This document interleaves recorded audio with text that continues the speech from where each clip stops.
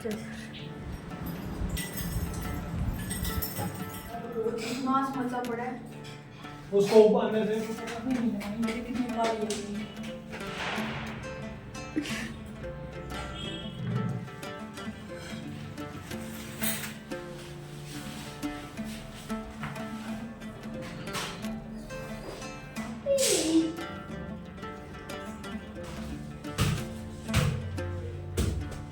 Hello everyone, welcome back to my channel village and city life. तो कैसे हैं आप सब? उम्मीद करती हूँ आप सब ठीक होंगे और स्वस्थ होंगे। स्वागत है आपका एक और नए व्लॉग में। तो ये है ड्राइंग रूम की क्लीनिंग जो कि मैंने दिवाली से पहले की थी। दिवाली व्लॉग क्लीनिंग जो मैं डाली थी उसमें से एक है, लेकिन फिर बीच में ये व्लॉग डल नहीं पाया क्योंकि दिवाली आ गई थी तो उसके व्लॉग हो गए थे। फिर हम लोग गाँव चले गए थे तो मैंने वहाँ के व्लॉग डाल दिए। तो ये वाला पेंडिंग पड़ा था तो मैंने सोचा कि चलो इसको आज डाल देते हैं। तो यहाँ पे मैं कर रही थी ड्राइंग रूम की क्लीनिंग। तो पहले तो मैंने सोचा कि छोटा सा ही रूम है और इतना सामान भी नहीं है तो जल्दी से ही हो जाएगी क्लीनिंग, लेकिन मैं गलत थी, मेरा आइडिया भी गलत था। क्योंकि इसी को काम करते करते मेरे को 3-4 घंटे लग गए थे इसके अंदर, क्योंकि इसमें इतनी सारी तो लटकनें लगी हुई थी, झालरें थी। इन सबको पहले तो मैंने उतारा, तो बार बार चढ़ना चेयर पे फिर उतरना काफ़ी टाइम टेकिंग हो जाता है और बार बार गोडे भी दर्द करने लग जाते हैं भैया इसमें तो यहाँ पे सारे जो भी थे डेकोरेशन के पीस और जो भी गमले वगैरह थे सारे मैंने उतार के नीचे रख लिए हैं। और जो ये लटकने थी इन सबको भी मैं निकाल लूंगी।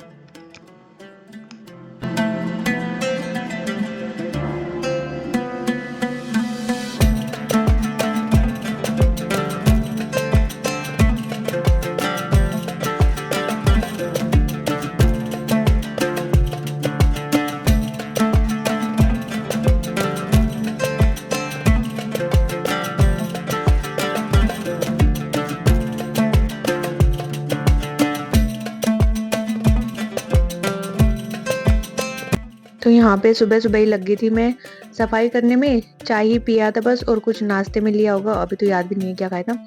और यहाँ पे हस्बैंड कर रहे थे पढ़ाई, बच्चे गए हुए खेलने। तो जितना भी सामान था उसको मैं एक जगह पे इकट्ठा कर ले रही थी। और इन पे इतना सारा डस्ट लगा हुआ था क्योंकि काफी दिन हो गए थे इनकी सफाई हुए हुए। मुझे नहीं लगता कि इनकी हुई भी होगी। तो इनमें इतनी मिट्टी भरी हुई थी, धूल भरी हुई थी और ये धोने से ही निकलती है। वैसे हम कपड़े से पोंछ दे या झड़का दे तो वो नहीं निकल पाती है, कपड़े से ही मतलब धोने से ही निकलती है।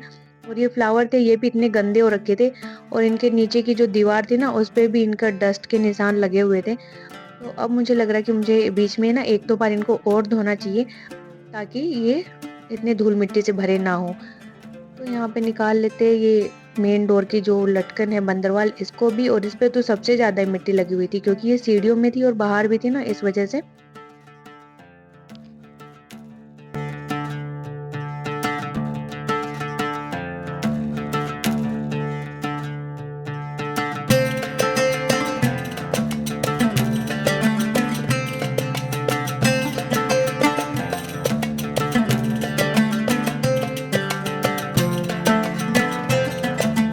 तो यहाँ पे जो दूसरे रूम में भी ये जो फ्लावर रखे हुए थे, जो भी कुछ था ऐसे धोने वाला सामान, उसको सबको मैंने इकट्ठा करके एक ही जगह पे रख लिया है ताकि मैं यहाँ पे इकट्ठा करके रख दूँ और धो लूँ।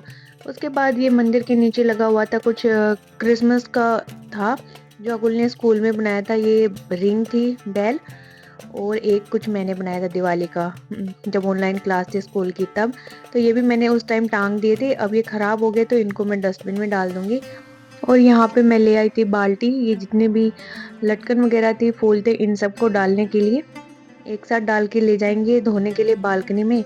तो अभी तो ये नहीं हो पाएगा धोने वाला सेक्शन क्योंकि काम बहुत ज़्यादा है। तो पहले मैं सफाई करूंगी और इनको बाद में रख दूंगी, एक साथ आराम से धोऊंगी। मैट हो गई, ये सब हो गया इनको। तो एक बाल्टी में तो ये आए भी नहीं, फिर मैं यहाँ पे टब लेके आई, उसमें डाले आधे मैंने। और इस टाइम पे फिर हम लोगों ने खाना भी खा लिया था क्योंकि मम्मी ने बना दिया था खाना, तो मैंने बीच में ही खा लिया था खाना। तो मम्मी है तो एक ये हेल्प भी हो जाती है कि किचन की तरफ नहीं भागना पड़ता। मैं इधर सफाई में लग रही थी और मम्मी ने किचन में मेरी हेल्प कर दी थी, तो काफ़ी आराम मिल जाता है। नहीं तो फिर खाना भी बनाओ इधर का भी करो तो काफ़ी हेक्टिक सा शेड्यूल हो जाता है वो। और इनके नीचे भी इतनी मिट्टी थी कि फर्श पे ये मैंने सिर्फ रखे ही थे और इतना मतलब कि गंदगी निकला इनके अंदर से। कुछ तो मच्छर निकले जो ये लाइटों के सामने आ रहे थे और ज़्यादा तो धूल मिट्टी थी इसके अंदर। और पर्दे भी रख दिए हैं धोने के लिए निकाल के, सारे ही रूम्स के मैंने पर्दे हटा दिए। और यहाँ पे ये देखो मेरा जुगाड़, इतनी दुपट्टे और ये चादर का कपड़ा मैंने रखा हुआ है सिर्फ मच्छरों से बचने के लिए, क्योंकि मच्छर छोटे छोटे कहीं से भी जगह ढूंढ लेते हैं आने के लिए। तो मैंने जो भी स्पेस था इनका उसको कर दिया है बंद, जिससे काफ़ी हद तक मुझे मच्छरों से वो मिली थी, छुटकारा मिला था। तो उसके बाद मैंने जाले उतारने स्टार्ट कर दिए थे, क्योंकि सबसे पहला काम यही होना चाहिए। नहीं तो जब हम सफाई कर लेंगे उसके बाद जाले उतारेंगे तो वो ऊपर का जो हल्का फुल्का डस्ट होता है वो सफाई की हुई जगह पे गिर जाएगा और फिर से खराब हो जाएंगी। तो यहाँ पे जाले उतारे मैंने सबसे पहले।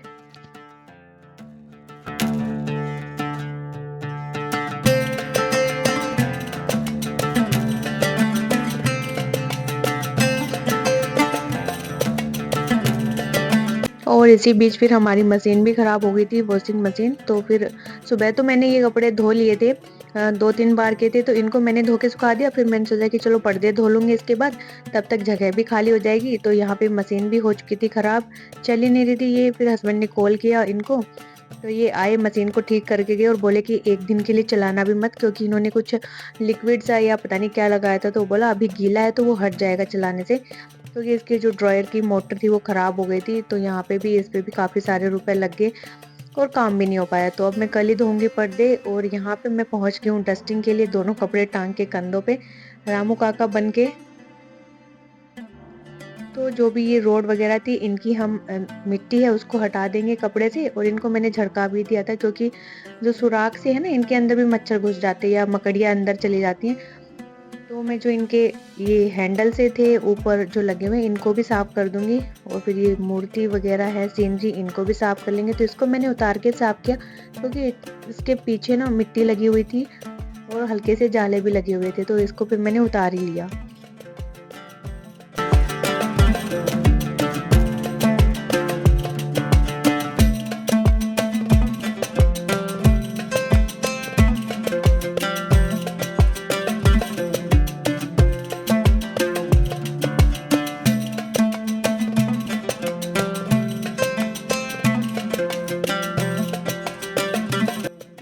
और उसके बाद फिर मैं पहुंच गई थी विंडो पे। तो देखने में तो विंडो लग रही है कि हाँ छोटी सी है, जबकि तब हो जाएगी साफ। लेकिन यकीन मानिए इस विंडो ने ही मेरे 20 से 25 मिनट लिए होंगे और इससे ज़्यादा ही लिए होंगे। तो सबसे पहले मैंने इसके ऊपर जो ये रोड थी इनको साफ किया अच्छे से। और ये मैं उतार रही थी तो मुझे लग रहा था कि कहीं ये दीवार पे ना लग जाए या कहीं किसी और चीज़ पे ना लग जाए। और ये लगी गई ऊपर छत पे लग गई, जिससे हल्का सा चूना भी इसका उतर ही गया। तो मैं इसको बड़ी सावधानी से साफ़ कर रही थी। फिर ये मेरे हाथ नहीं आया तो मैंने इसके ऊपर विंडो के ऊपर चढ़ के पूरा साफ़ किया। और विंडो की जो ये दरारें थी साइड वाली, जो दोनों का गैप होता है, यहाँ पे फिर जाला दिखा मुझे। तो मैंने इसकी जाले उतारने की हेल्प से ये सारा जाला उतारा। और फिर मैं ये शीशा साफ़ करूँगी, तो इसको साफ़ करना भी एक टास्क था। तो पहले तो मैंने पौधे सारे इस साइड कर दिए कि ये आधा खुल जाएगा तो साफ़ हो जाएगा। फिर मैं बैठ के साफ़ करने लगी, लेकिन ये पौधे थे ये अड़चने दे रहे थे। मुझे लगा कि कभी कोई पौधा गिर गया तो काम और बढ़ जाएगा, यानी कि जो गमला गिर गया तो ये टूट भी जाएगा। फिर मैंने सारे गमले नीचे उतार के रखे और फिर अच्छे से बैठ के विंडो के अंदर इसकी सफाई की। जो पीछे वाला शीशा है जो हमेशा बंद रहता है वो तो अच्छे से साफ़ हो गया था, उस पर तो कोई अड़चन नहीं आई मुझे। लेकिन जो ये खुलता है ना, इसको साफ़ करने में दिक्कत आई, क्योंकि ये जितना मेरा हाथ पहुंच रहा था उतना ही हो पा रहा था, बाकी का नहीं हो पा रहा था। फिर मैंने जो जाला उतारने वाला है उसमें कपड़ा डाल के उससे जैसे तैसे साफ़ करने की कोशिश की, तो ये हो भी गया। और इसको मैंने फिर 2-3 बारी साफ़ किया, अच्छे कपड़े से, गीले कपड़े से, सूखे से, क्योंकि शीशा है तो इसमें हल्के से भी दाग धब्बे ना विजिबल हो जाते हैं। तो पहले तो मैंने इनको बाहर वालों के से साफ़ किया, लेकिन फिर भी मुझे हल्के से स्पॉट दिखाई दे रहे थे कि हाँ कुछ तो है सफ़ेदी वगैरह के। तो कोलिन लिया मैंने, कोलिन से भी साफ़ नहीं हो पाया।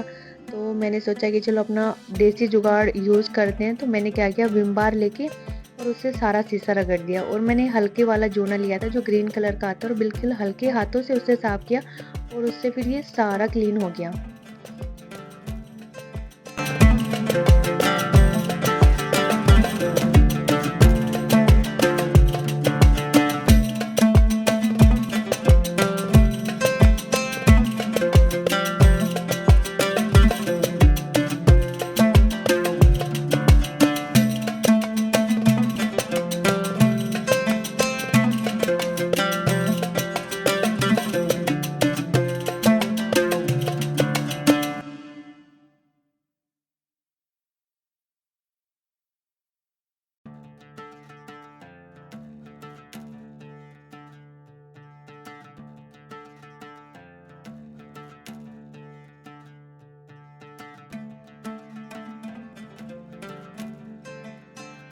तो शीशा साफ करने के बाद मैंने जो पौधे थे उनको भी साफ करके पत्तियों को अच्छे से रख दिया था। तो विंडो मेरी यहाँ पे हो चुकी थी साफ।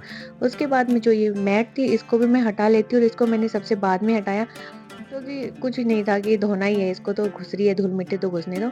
और फिर मैंने इसको यहीं पे झड़का भी दिया। तो देखिए कितनी मिट्टी निकल के आई इसके अंदर से। और इसको भी मैं अभी नहीं धो रही, बाद में धोऊंगी, क्योंकि ये भी काफ़ी टाइम टेकिंग होने वाला है और इसके सुखाने के लिए जगह भी नहीं थी। कपड़े सूखे हुए थे ऑलरेडी दूसरे, तो मशीन में तो ये धुलेगी नहीं, तो मैं इसको हाथ से ही धोऊंगी। तो उससे पहले मैंने लगा लिया था झाड़ू कि जितना धूल मिट्टी दिख रहा है इसको पहले मैं समेट लूँ, नहीं तो ये चप्पलों पे लग के इधर उधर जाएगी। उसके बाद आ गए थे हम इस फैंसी लाइट पे। तो इस पे भी काफ़ी सारी धूल मिट्टी जमा हो रखी थी, और ये भी बार बार तो साफ नहीं होता है। मतलब कि जब हम डेली पूरे घर की डस्टिंग करते हैं तो उस टाइम ये चीज़ें कवर अप नहीं हो पाती है, क्योंकि हमारे सामने जो चीज़ें होती हैं वो तो जल्दी से हो जाती है, और जो ऊंचाई पे होती है ना उन चीज़ों को साफ करने में थोड़ा सा टाइम तो लगता ही है। तो इसीलिए इसकी कई दिनों में हो रही थी सफाई, और इसको मैं निकालने की कोशिश कर रही थी, ऊपर वाला जो ये वाइट कलर का ये अच्छे से सफाई हो जाएगी, लेकिन ये निकल ही नहीं रहा था अच्छे से। इसका नट वट कस रखे थे, और यहाँ पे पहले तो मैंने इसको गीले कपड़े से साफ किया, और मैं बड़ी ही सावधानी से साफ कर रही थी, क्योंकि अगर दीवार पे हल्का सा भी गीला कपड़ा लग जाता तो वहाँ पे पैच बन जाता गंदगी का। तो यहाँ पे हम कुछ बातें करके हंस रहे थे, और इतनी हंसी आ रही थी मुझे। बच्चे थे शायद, उनकी टांग खिंचाई हो रही थी यहाँ पे।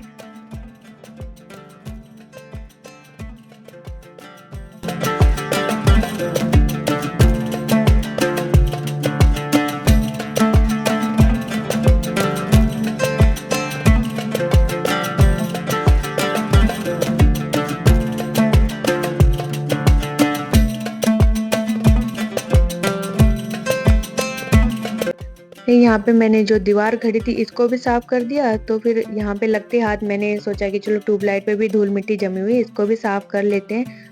फिर नंबर आ गया पंखों का।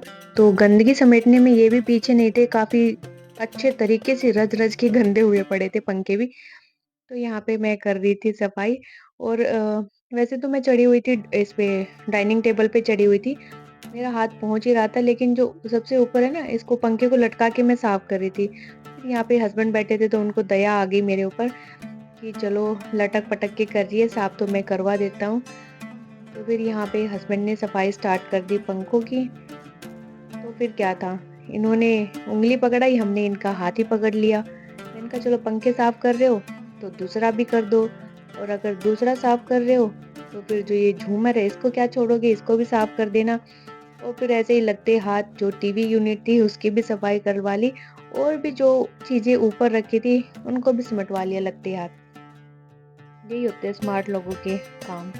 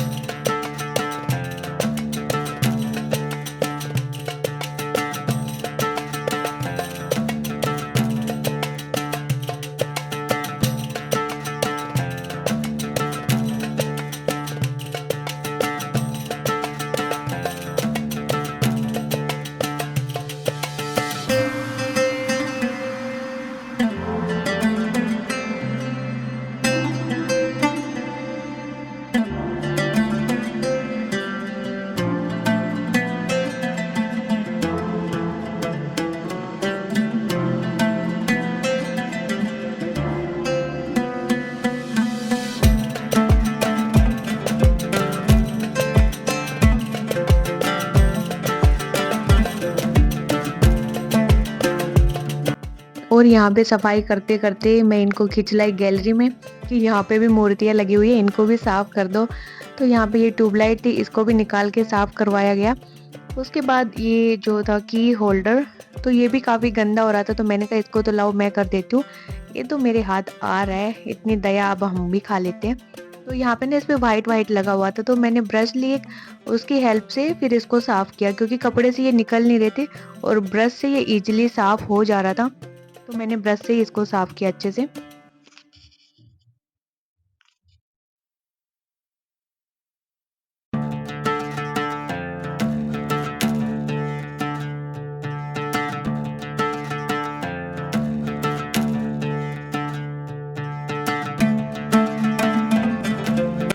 और यहाँ पे जो मैं ये तस्वीर साफ कर रही हूँ ये हर्ष की है, ये यूकेजी में था शायद, तब की है इसके स्कूल की। और उस टाइम तो ये काफ़ी गोलू मोलू सा था, तो इसको मैंने उतार के साफ किया। और जो ये साइड में है घोड़ों के साइड में जो फोटो ये मेरी है, और ये जब हर्ष हुआ था तब की है, 2012 की, जब मेरी बहन का कुआं पूजन था तो मैं उसके ससुराल आई थी, यानी कि मेरे होने वाले ससुराल में। उस टाइम तो कुछ अता पता भी नहीं था कि मेरी शादी यहाँ पे होगी या नहीं होगी, तो उस टाइम की फ़ोटो है ये। तो ये मेरे मायके में रखी थी, तो मैं वहाँ से उठा लाई कि अब तो वहाँ कोई रहता नहीं है, तो यहाँ क्या करेगी, फिर मैं इसको यहाँ ले आई। तो अब बस डाइनिंग टेबल बची है और एक टीवी यूनिट बची है सफाई करने के लिए, तो फटाफट से डाइनिंग टेबल को भी साफ़ कर देते हैं। और इसका जो कपड़ा था वो मैंने पहले ही धो के रख दिया था, तो अभी उसको भी नहीं धोना था, तो सबसे पहले इसका सारा सामान उतार के इसकी डस्टिंग कर लेते हैं।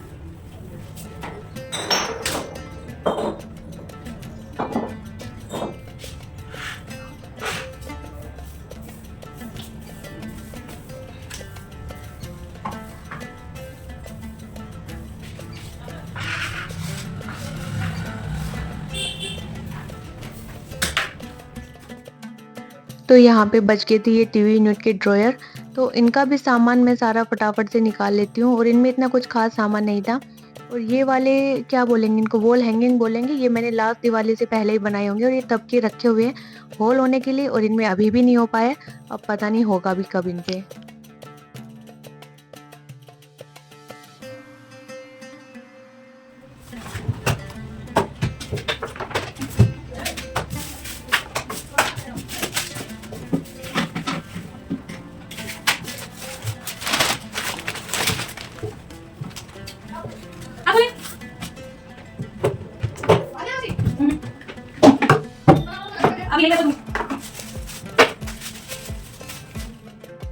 और उसके बाद यहाँ पे जो टीवी यूनिट थी इसके पीछे का जो एरिया है यहाँ पे मैं साफ कर रही थी, फिर मुझे दिखे कि या तो बहुत सारे मच्छर गिरे हुए हैं, क्योंकि जब मच्छर आ रहे थे ना तो वो सारे यहाँ पे सेट हो जा रहे थे, इसके पीछे स्पेस है। फिर मैंने ब्रश लिया, ब्रश की हेल्प से इसको साफ किया।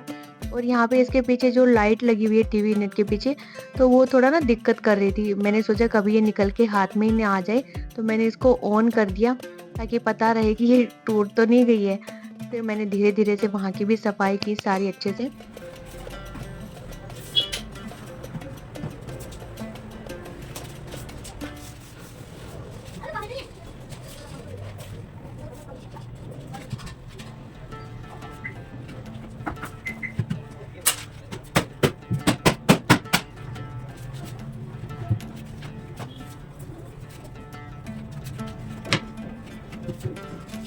तो सारी डस्टिंग तो हो चुकी है ड्राइंग रूम की, बस अब पोछा लगाना बाकी था, तो अब मैं वो भी लगा दे रही हूँ। बिछाना मुझे यहाँ पे कुछ भी नहीं है, क्योंकि जो मैट है वो तो अभी धोया भी नहीं है, तो उसको मैं धो के ही बिछाऊंगी। उससे पहले इसमें लगा देते हैं पोछा। और इसने भी मेरा बहुत सारा टाइम लिया ड्राइंग रूम में।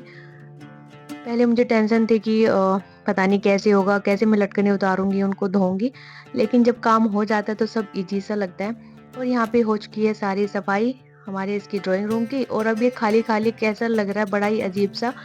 ये सारा हमने जो सामान था इसमें लगा हुआ था सब उतार लिया, तो बेजान सा लग रहा है, बट कोई नहीं, धो के सारा फिर से लगा देंगे। तो चलिए इस व्लॉग में सिर्फ इतना ही, मिलते हैं आपको नेक्स्ट व्लॉग में। और आपको मेरा ये क्लीनिंग व्लॉग कैसा लगा कमेंट करके ज़रूर बताना। और अगर चैनल पे नए हैं तो प्लीज़ सब्सक्राइब करके ज़रूर जाना। आपका एक सब्सक्राइब मुझे बड़ा ही मोटिवेशन देता है। और अपने कमेंट्स के ज़रिए ज़रूर बताना कि आपको कौन सा पार्ट अच्छा लगा, आपको मेरा हार्ड वर्क क्लीनिंग कैसा लगा। So bye bye, take care and keep watching.